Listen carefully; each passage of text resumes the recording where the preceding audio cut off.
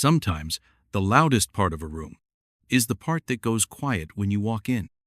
She knew that feeling the way silence isn't always absence, but arrangement. How a smile too quick, a glance too flat, can tell you exactly what's expected. Behave, adjust, make them comfortable. Jasmine Crockett wasn't new to this. She'd learned long ago that people don't always say, "You don't belong," they just wait for you to shrink on your own. And yet, that morning in Atlanta, as the cameras began to roll and two men prepared to shape the conversation around her, she did what she'd done her whole life. She sat still, breathed deep, and carried the weight they wouldn't name. What happened next wasn't a confrontation. It was a reckoning, quiet, exact, and impossible to look away from. Because when they tried to measure her by their silence, she answered with something they couldn't contain. The email had used the words respectful dialogue. That's what caught Jasmine Crockett's eye when her comms director forwarded the invitation. The show was called The Final Word, a nationally syndicated current affairs program based out of Atlanta, Georgia. Known for its sharp tone, its vintage wood and brass set, and its host, Wesley Chambursa, Pulitzer-winning journalist, turned media heavyweight, with a reputation for letting guests hang themselves with their own words. But this wasn't a trap, they said. It was a follow-up conversation about justice reform after Senate Bill 108 had been quietly tabled last month. Jasmine had been one of the bill's most vocal supporters, trying to increase transparency in local policing, and the network had received requests for her take. They told her she'd be joined by a special guest, but no names were given. Still, she agreed. She was used to walking into rooms that weren't made for her. This would just be another. It was a gray October morning when she landed in Atlanta. The city was already wrapped in mist. The car sent to pick her up was silent, save for the low hum of traffic reports and the voice of a gospel singer faintly escaping the driver's earbuds.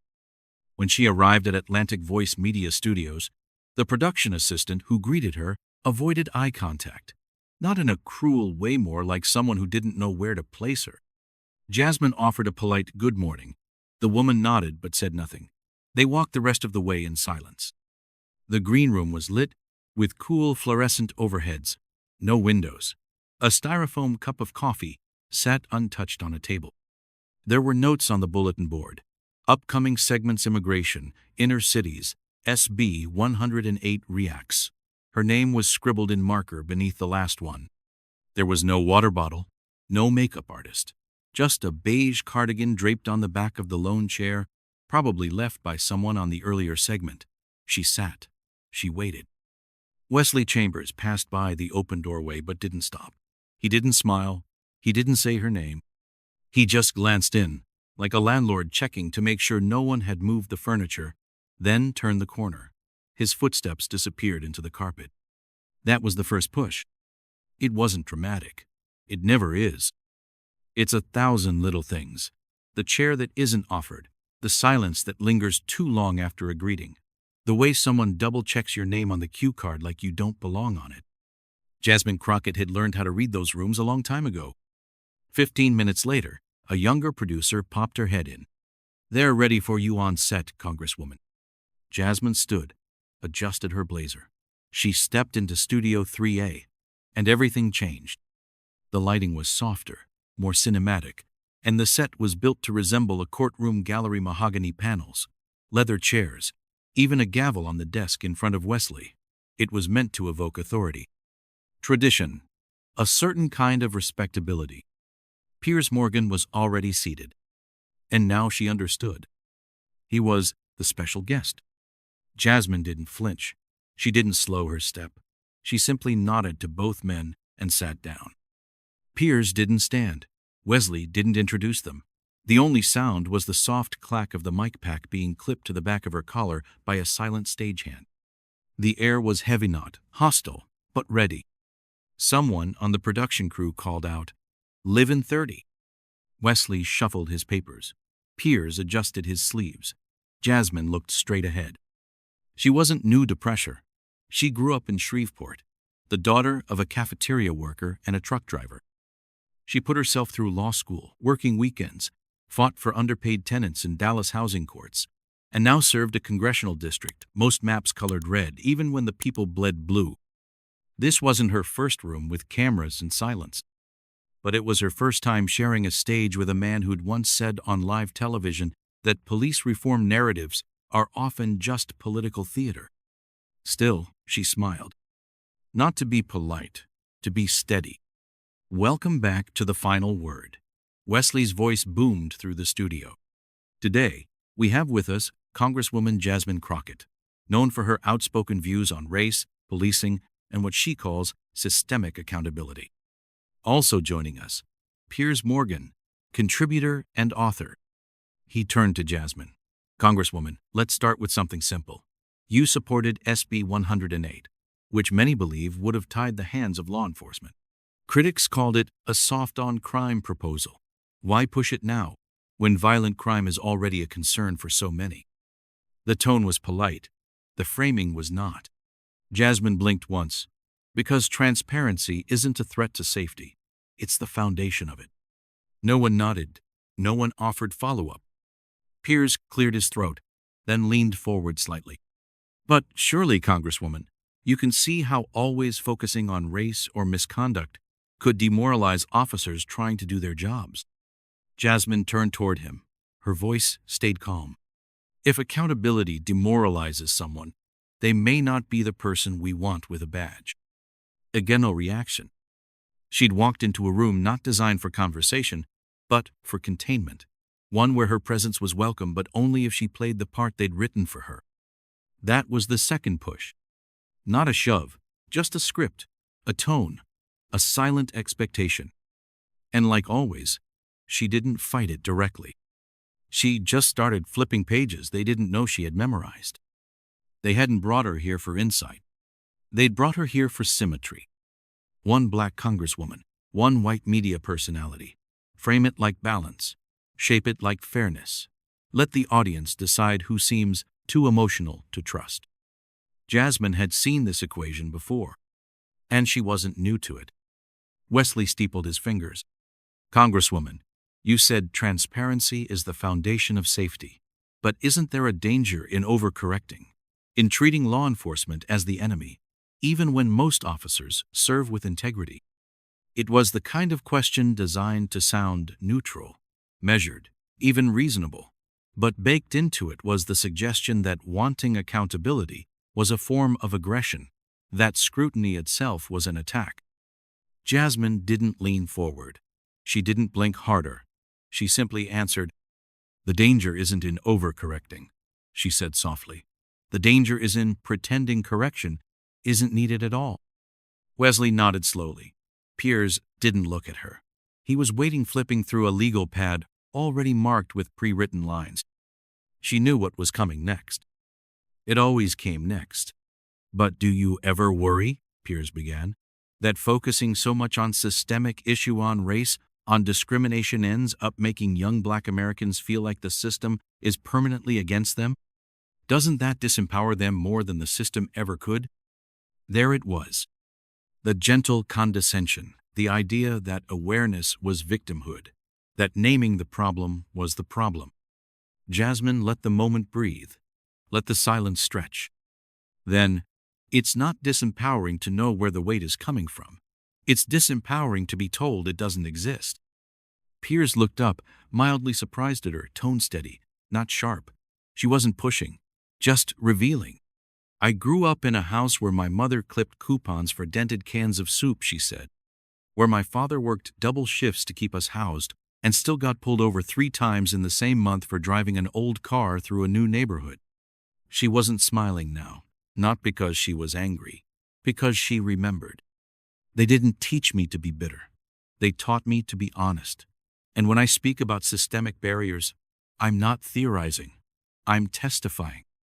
The room grew quiet again. It wasn't that the crew agreed. It was that they didn't know where to go next. Wesley shifted in his seat. "Still, you've been accused of using incendiary language. Last year, you said that the justice system functions like a machine with different speeds, depending on skin tone. That was controversial." Jasmine inhaled slowly. Her smile returned, but this one was different. Controlled, clean, the kind that didn't reach the eyes. It's only controversial, she said, if you've never had to live with the delays. Offstage, the floor manager tapped a note on the monitor. Too calm needs tension. Inside the booth, the director muttered to a producer, she's too still. No reaction to anything. Can't even cut to facial expressions, she's locked in. But Jasmine knew exactly what she was doing. You don't fight storms by yelling at them. You outlast them. Piers tried again. You talk about your experience, and that's valid, Congresswoman. But how do you respond to critics who say that you're turning every issue into a racial lens? That you're deepening divisions by framing every disagreement as systemic bias? This time, Jasmine didn't answer right away. She adjusted her mic gently, purposefully. Then, I don't frame every disagreement as racial. I frame them in context. And race, she said, is part of that context, whether it makes people comfortable or not. Her voice didn't rise, but the weight behind it did. She looked at Wesley now not as an opponent, but as a man used to deciding who gets to be considered credible. You know what divides people more than naming injustice? She asked quietly. What? Wesley responded, unsure, pretending it's impolite to talk about it. Offstage, in the control room, someone whispered, she's not reacting the way they thought she would. A younger producer added, she's not reacting at all. She's teaching. Back on set, Wesley tried a pivot. Let's go to something more recent. After the Turner Square protest in July, you issued a statement saying the police response was disproportionate and rehearsed. Some saw that as inflammatory. I watched live streams, Jasmine said, before they were pulled offline. I saw unarmed medics tackled for checking pulses. I saw an officer push a grandmother down and then step around her like she was a traffic cone. Her voice didn't waver. Her fingers didn't move. And the reason I used the word rehearsed is because the exact same tactics were used the month before in Baton Rouge and the month before that in Tulsa. She turned to Piers now. I don't use dramatic language. I use patterns. I use timelines. Piers crossed his arms, defensive. And when the body cam footage comes out and shows a different angle, Jasmine smiled again, this one gentler, but no less firm. Then I adjust, but the footage doesn't always come, and the angles don't always lie in our favor. Her smile faded. Ask yourself why that is. There was a stillness then. Not tension. Stillness. The kind of silence that comes not from conflict, but from the moment before something shifts. From the moment people stop waiting for a performance and start listening for truth. It was in that stillness that Jasmine turned slightly not to the hosts, but to the camera, to the people watching. You're going to hear a lot today about how tone matters, she said. About how I come across. About how I express concern. Her voice stayed calm. But I didn't come here to audition for empathy. I came here to speak plainly. A junior camera op muttered under his breath. She's breaking the frame. The director didn't cut away. He couldn't. Piers interrupted, his tone firmer now, slightly flustered. Congresswoman, no one's questioning your right to speak, but it's fair to say that tone does influence how people hear you. Perception matters.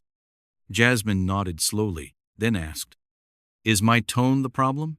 Or is it that I didn't ask your permission before using it? No answer.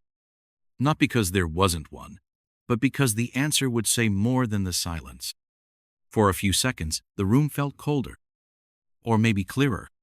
Piers stared at her, unsure of what he was supposed to do next. Wesley glanced at the monitor, looking for a way out of the segment. The producer in the booth waved for a commercial break, but the director shook his head. Let it run. People were watching. Not for drama, but for truth. And in that room filled with scripts and lights and quiet calculations, Jasmine Crockett sat still, her hands unclenched, her shoulders steady, her voice soft but undeniable. And behind that composed smile was every moment she'd been asked to shrink, every time she'd been told to wait, every meeting where she had to rephrase truth so someone else could swallow it easier. But she wasn't rephrasing anymore. She wasn't waiting. She was smiling. Through the storm, Wesley cleared his throat. That was usually the sign, the pivot, the return to form, the way he gathered narrative control without ever looking like he'd lost it. "Let's shift gears," he said, hands folded. "Some would say your rhetoric, especially in the past year, has become more combative, more politically charged. Does that concern you?" Jasmine paused, not because she was unsure, but because she could feel it coming.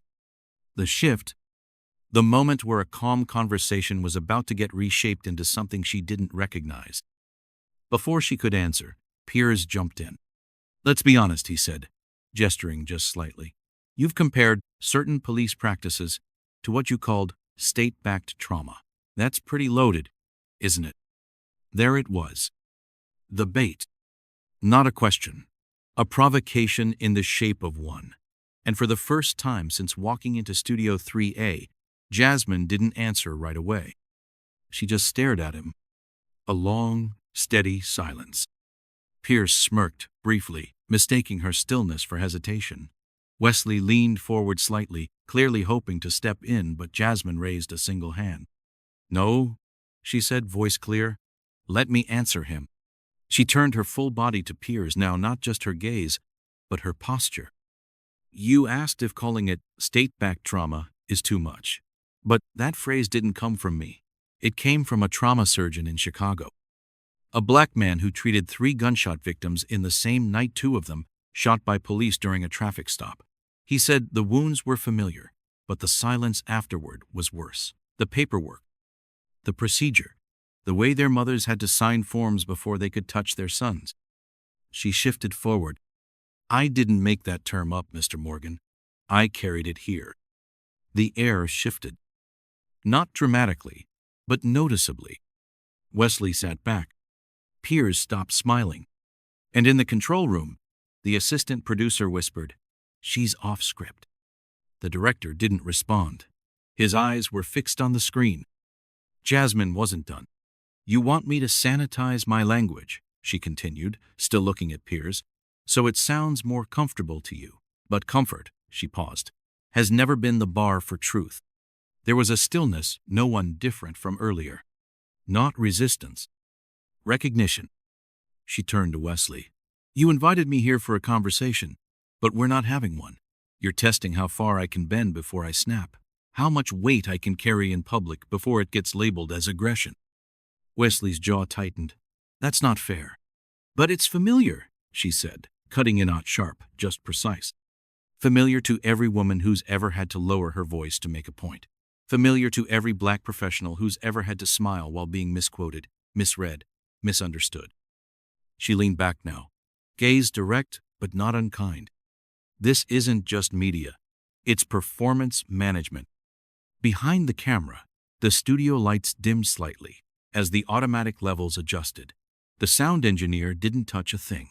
Even the electronics were reacting to the moment. Piers tried to recover. "Congresswoman, I don't think anyone here is trying to misrepresent you. But when you say things like systemic accountability, what does that actually mean? What are you holding people accountable for? What's the end goal?" Jasmine didn't blink. "That's the question, isn't it?" She folded her hands calmly on the desk. "You want metrics, bullet points. You want reform that doesn't make anyone uncomfortable. But accountability doesn't always look like policy. Sometimes it looks like acknowledging a pattern, even when it's not convenient, even when it means you personally might be complicit." Piers opened his mouth to respond, but she continued. "Because if you've spent years dismissing these stories, if you've rolled your eyes at mothers crying in courtrooms, or nodded along while guests claimed police brutality was just media spin, then yes, this conversation is about you too." Wesley's voice dropped half an octave. "We're here to discuss policy, not personal attacks." "I'm not attacking," Jasmine replied. "I'm connecting." She looked straight into the lens now, into someone's living room. "Because this doesn't just live in studios. It lives in school board meetings where black parents are told their concerns sound combative. It lives in job interviews where tone is valued more than experience. It lives in neighborhoods where surveillance outpaces services. This isn't personal. It's pattern. One of the boom mic operators shifted their grip. Wesley's script, sitting just off frame, had a line marked in red, "Challenge tone test emotional response." He didn't use it. He didn't need to. Piers did it for him. "But don't you think," Piers said, softening his tone, "that coming across so firm all the time can make it harder for people to hear you?" Jasmine tilted her head slightly. "Firm?" She waited. He didn't clarify. "Or do you mean," she continued, "that I'm not bending myself into comfort shapes?" Wesley shifted in his chair again. The crew knew that Movementa was searching for a transition, a soft landing, something to break the rising current. He didn't find it. Jasmine did. "I've had to explain my tone my whole life," she said quietly, "but I've never once heard someone ask a man to adjust his volume before making a point." She looked toward Wesley. "Did you ask Senator Hutchins about his tone last month when he shouted through an entire segment?" Wesley froze. Jasmine continued. "Or when Representative Stone pounded the desk so hard the mic cracked it, you paused to ask him if his emotion was getting in the way?" Wesley swallowed. "I didn't think so." Backstage, one of the producers whispered, "She's controlling the rhythm." Another responded, "She's writing it." Jasmine turned back to Piers. "You keep calling me emotional, but I've given you nothing but facts, context, and personal testimony. The only thing emotional here," she said gently, "is your need to call it something else." For a split second, the studio lights caught the shine in Piers's eyes. Not tears, but discomfort, unfamiliar, and earned. A few audience members, invited local press and policy students from Emory, were watching from the wings. One of them, a woman in a navy blazer, whispered, "She's not answering the questions. She's reframing them." And another said, "No, she's reclaiming them." Back on set, Wesley tried one more pivot. "I want to give you space to clarify, because some people might interpret your words today as confrontational." Jasmine's voice didn't rise. "I'm not here to be interpreted. I'm here to be understood." Another pause. Then, "If my words confront you, it might be because you've grown comfortable in a room that was never built for someone like me." Wesley looked down. Piers sat back. And Jasmine Crockett, without notes, without anger, without even leaning forward, had just pulled the curtain all the way back. They wanted her to defend her identity. She defended her logic. They wanted her to chase their script. She rewrote the room. For a moment, no one spoke. The cameras were still rolling. The lights were still on, but the performance had ended. Because Jasmine wasn't performing. She wasn't debating. She was documenting, and everyone in that studio could feel it. Wesley straightened his cue cards, more to buy time than to organize them. Piers opened his mouth to say something, but Jasmine was already reaching inside her blazer pocket. She pulled out a folded sheet of paper. "Not for effect. For proof. I brought 3 examples," she said quietly, placing the document on the desk. "Not from headlines, not from op-eds, from official records, federal reports, sworn affidavits, and agency data. Since we're talking about accountability, let's start there." Piers shifted. "This isn't..." But she continued. "Case 1, she said. Phoenix, Arizona, June 2023. A man named Marcus Ellington was pulled over for a license plate error. Within 4 minutes, he was on the ground, tased twice. No weapon found. The officer's body camera malfunctioned, allegedly." She looked at Wesley. "Do you know what the official report said?" Wesley shook his head. Jasmine read, "Officer followed protocol. That's it. 4 words. Internal Affairs cleared the officer. Marcus needed spinal surgery." She folded that paper and set it aside. Case 2, Tallahassee, Florida. A woman named Ruth Hamilton called 911 because she heard someone breaking into her home. When police arrived, they detained her for erratic behavior. She had just had a seizure. Wesley opened his mouth, but Jasmine held up a hand, gently graceful, but unshakable. "She spent 2 nights in holding, missed her medication, and the report categorized her complaint as a false emergency. A beat. And the kicker, she added, the man who was trying to break in, arrested 2 blocks away later that night. No apology, no follow-up. Piers let out a short breath. You're giving emotional cases. No, Jasmine interrupted, voice even. I'm giving documented ones. She leaned forward slightly, not as a threat, but as an anchor. Because you keep asking me to tone down my perspective, to temper it.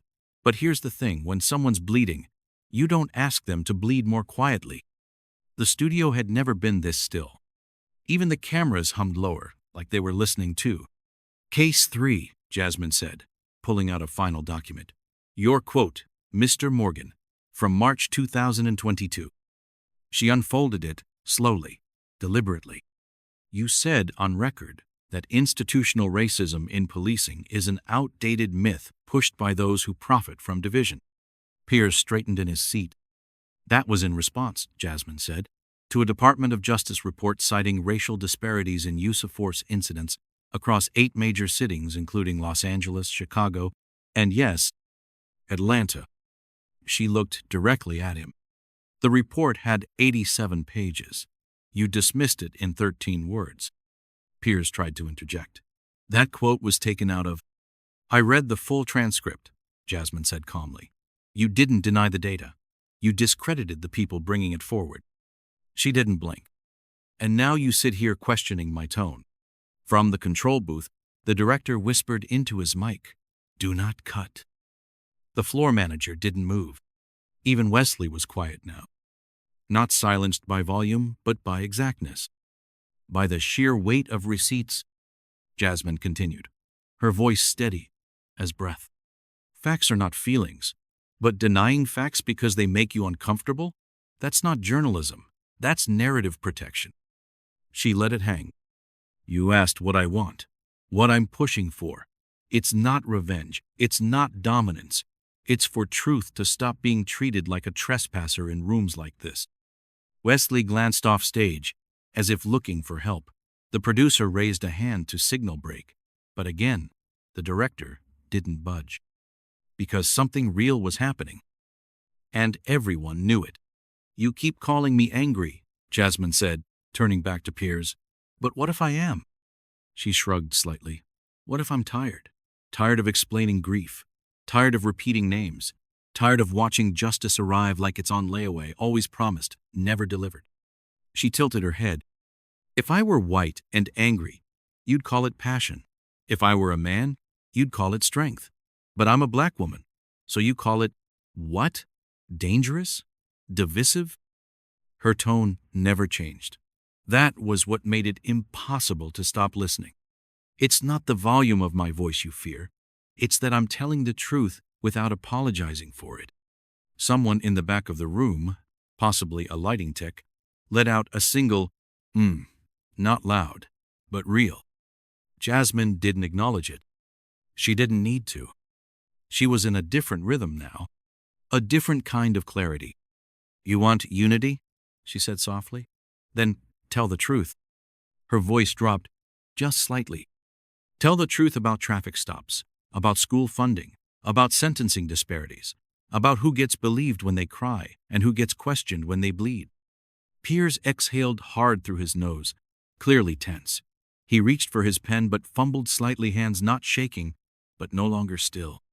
You think facts divide people, she said, but that only happens when the people benefiting from the lie refuse to share the room with the truth. Wesley finally found his voice. You came prepared. Jasmine turned her eyes to him. No, I came ready. There's a difference.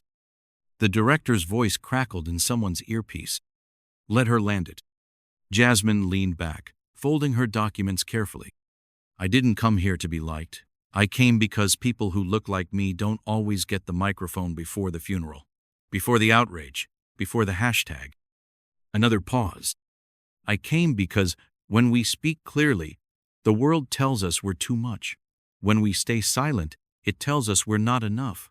And when we finally answer without shrinking, they say we're angry.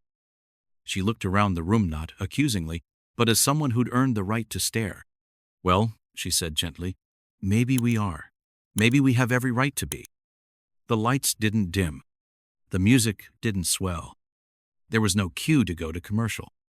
Just a woman at a table, calm, fluent in evidence, and holding up a mirror no one wanted but everyone now had to face. The segment didn't end so much as it unraveled.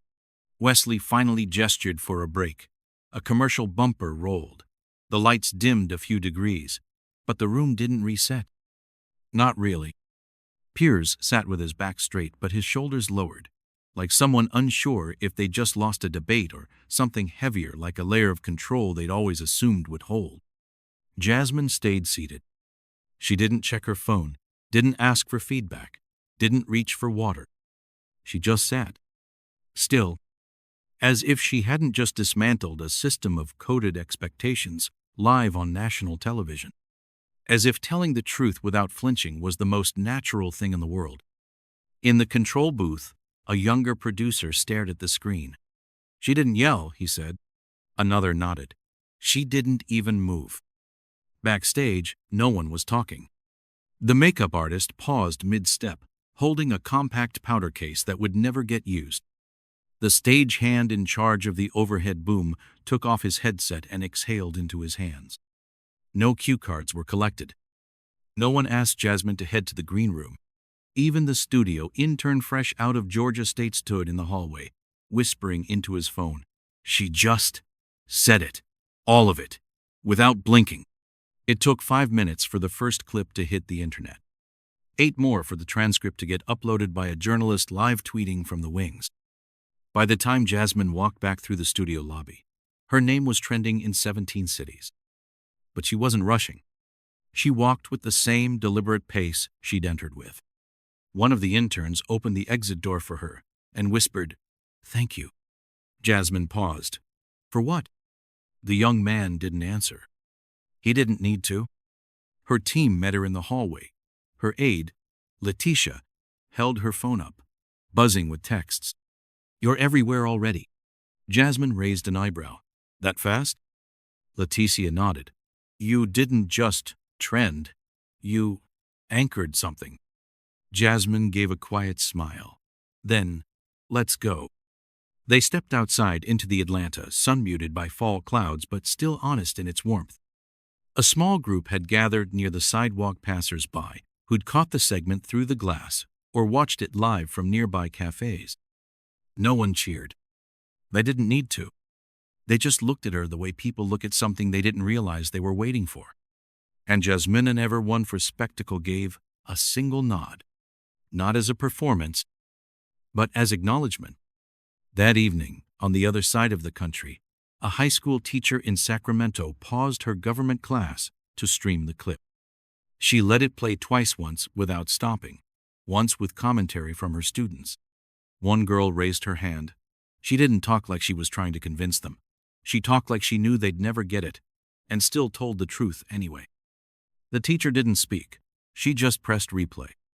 In a church basement in Milwaukee, a local organizing group huddled around a folding table, watching the video on someone's cracked tablet. She didn't even raise her voice, someone whispered. She didn't have to, someone else replied. She already knew the room wouldn't save her.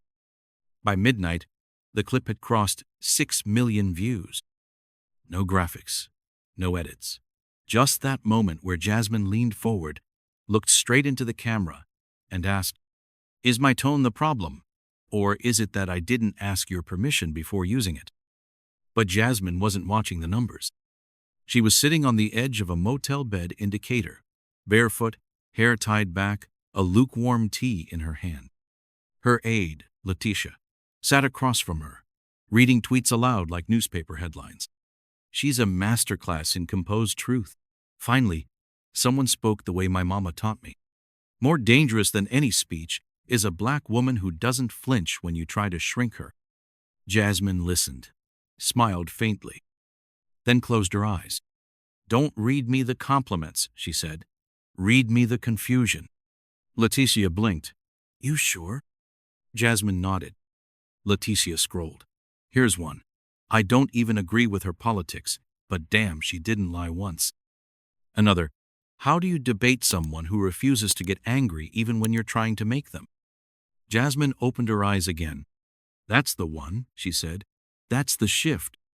The next morning, she was back on the road. No press stops. No interviews. Just her district, her team, and a town hall she'd already scheduled 2 weeks earlier. She arrived at a community center in DeSoto.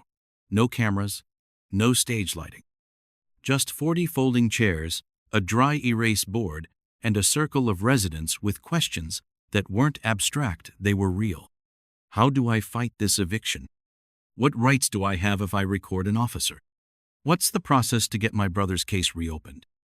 Jasmine answered each one like she always had, clearly, carefully, without hurry. Not once did she mention the interview. No one asked. But one older man in a denim cap approached her after the session. I saw what you did yesterday, he said. Didn't say nothing, 'cause I know how folks get when they hype you up. She smiled. But I just want you to know, he continued, voice low, that the silence after you spoke, that hit me harder than any clapback ever could. Jasmine nodded once. That's the kind of silence that stays. Across the country, the clip kept moving. Not like gossip, like witness. College classrooms used it as a case study. Pastors quoted it in sermons. Social workers sent it to their teams with the caption, "This is how you say it plain." Even a retired federal judge reposted it with one line. I've sat in rooms like that. She made sure no one left unchanged. Piers Morgan never issued a statement. Wesley never aired a follow-up segment. The network released a generic message about valuing all perspectives, but it barely registered. Because the audience had seen what happened. Not a meltdown, not a takedown, just a mirror, and a refusal to look away from it. 1 week later, Jasmine returned to Atlanta not for TV, but for a gathering hosted by Black women leaders in local government. It wasn't televised, wasn't press-lined. It was held in a modest rec center with string lights and folding tables covered in catered food from a nearby soul kitchen. No speeches, no stage. But halfway through the evening, someone tapped a glass and asked Jasmine to say a few words. She stood, not behind a podium, just where she was, and said, I didn't go on that show to prove a point. I went because I was tired of letting rooms decide how much of my truth was safe to speak. She paused, and when I left, I didn't feel powerful. I felt emptied, like I'd poured out 10 years' worth of moments into a space where I didn't even know if anyone was listening. She looked up now. But then I heard from you, from your offices, from your schools, from your grandmamas, and I realized I wasn't alone in that room. A few women nodded. One wiped her eye. Jasmine smiled gently. And if I never get invited back, that's fine. Because I wasn't performing. I was reporting on behalf of every person who's ever been talked over, corrected, softened, or dismissed. They didn't clap right away. They just sat with it. Because some truths don't ask for applause. They just ask to be carried. Later that night, walking alone to her rental car under a dim streetlight, Jasmine paused by the back tire. A piece of paper had been tucked under the windshield. She unfolded it slowly. It was a handwritten note. I used to think my silence kept me safe. You reminded me it kept me small. There was no name. Just that one sentence. Jasmine read it again, then folded it carefully and placed it in her bag. She stood for a moment under the quiet sky, then opened her car door.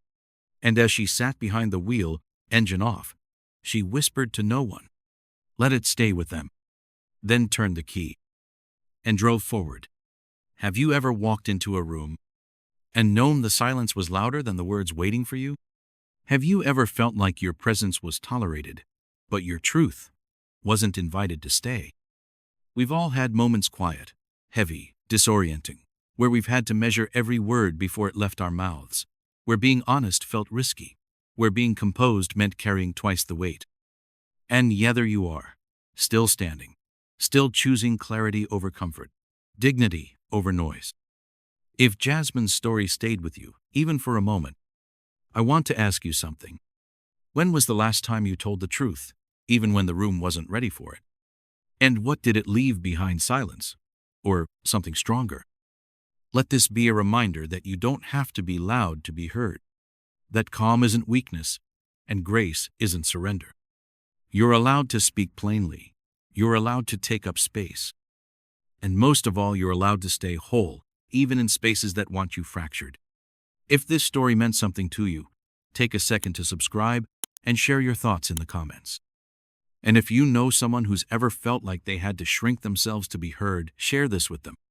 Because sometimes, the loudest truth is the one that sits still and refuses to disappear. I didn't come here to be liked. I came because people who look like me don't always get the microphone before the funeral. We'll be back soon with another story that matters, another voice that stands steady, another reminder that silence isn't always surrender. Stay tuned.